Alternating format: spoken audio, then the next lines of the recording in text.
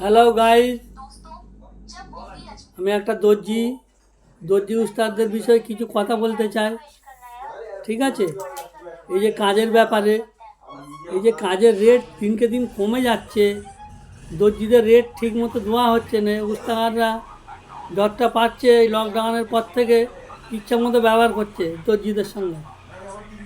ঠিক আছে, দর্জিরা খেটে ঠিক মতো পয়সা পাচ্ছে না, ঠিকভাবে সংসার চলছে না। জিনিসের যা দাম বেড়ে গেছে সবই তো বুঝতে পারছো, বাজার হাট।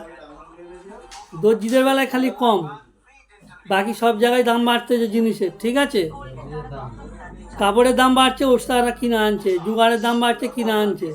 আর দর্জিরা কাজ করছে খালি দর্জিদের বেলায় কম। এগুলো কি ঠিক?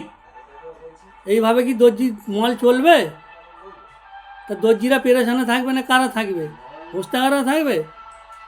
দর্জিদের নিয়ে সব কিছু উস্তাদারদের। সেটা কি করে উস্তাদাররা দর্জিদের দিকে ভালো করে ফলো করে না। ঠিক আছে, দর্জিরা যদি না কাজ করে উস্তাদাররা কি করবে?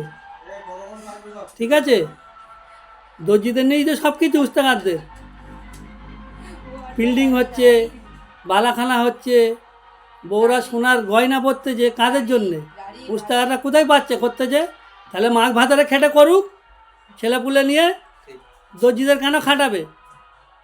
তাদের ঠিক মতো তাদের মূল্য দিতে হবে তো, কাজ করালে ন্যায্য পয়সা দিতে হবে তো, নাকি?